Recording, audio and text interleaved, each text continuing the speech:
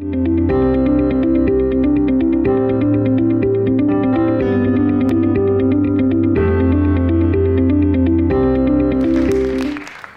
going to start with a story. So, in 1971, there was a man by the name of Marvin Gaye. Some of you might have heard of him, but he was a singer from Motown. He'd always been a sort of clean-cut and upbeat kind of singer, never really diving into the craziness of the outside world. But that year, he recorded an album called What's Going On. Frustrated and angry by everything happening around the world and in the US, he sung about the war in Vietnam, poverty in his neighborhoods, his own struggle with drug abuse, and pollution in the environment.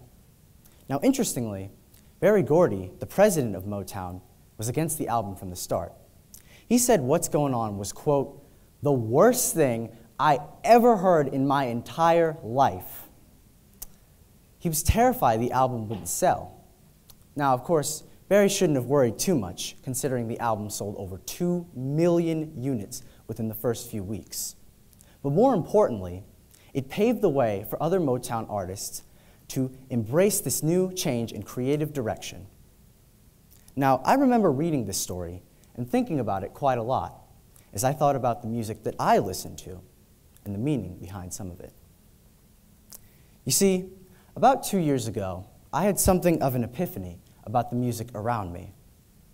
It started with this one song that just got played over and over everywhere I went. On the radio, at parties, it was everywhere. Sounds familiar, right? It was just this one kind of generic pop song, and for the longest time, it was eating at me, and I didn't know why, until it hit me. With a sudden, chilling thought, I realized to myself that if this was all that was out there, was there even any diversity anymore? Was there even any variety in music? Now, I couldn't even imagine the thought of just one generic brand of music overtaking everything. But, more importantly, I was terrified that the music around me was becoming plagued by just one generic brand. So I realized that someone had to do something, and I wanted to be that person. So I started with myself. I explored multiple different genres. I explored different styles. I took in the lyrics, the works, because I needed to know definitively if my notion of diversity was truly missing. And I'm happy to say that in a lot of aspects, I was wrong. There is a lot of variety out there. But still, I noticed that there was a problem, and that problem was growing. So I started to ask the people around me what they thought about music today. Did they feel there was enough diversity, and did they feel indulged to explore it? Did they care at all about the lyrics in the songs, or did it not matter?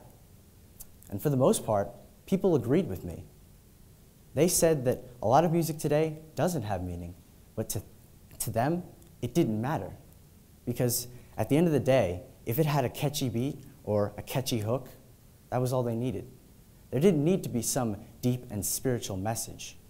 Now, I don't disagree with that, but I think that music can, and by extent should, have a bit more to it than that. Because to me, music is most powerful when it has a meaningful message, when it has a story that grabs you and pulls you in, when it has something powerful to convey. But obviously, not every song contains this. So, I realized that while not every song has this, there had to be some deeper message. So, I realized that while the music around me might have been changing, there had to be something that I could do about it. And while I had taken in genres and taken in multiple other sort of things, it still wasn't really changing anything. But more importantly, I realized something about music. See, lyrically, sky's the limit.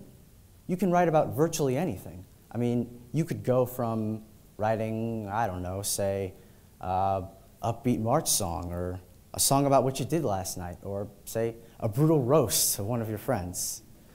Some are more practical than others, but I digress. But still, I felt that music should have a little bit more to it than just that. So, from there, I decided going forward, I would research more about music in the past and in the present. And from there, I was amazed to find that the variety was great. I mean, musicians have been incorporating themes in their talks and in their songs for years and years. Take, for example, Marvin Gaye, who understood that while music can have solely one meaning, it can also have another meaning. Because most importantly, music has two uses. One, for meaning, and two, for pleasure. See, what an artist like Marvin Gaye understood was that, yes, you can have a deep and meaningful album like What's Going On, dedicated to spreading social awareness, but on the other hand, you can have an album like Sexual Healing, which, as the title implies, is definitely more for pleasure. And Marvin wasn't the first artist to do this. Several other artists spanning across multiple genres have infused this technique in their songs.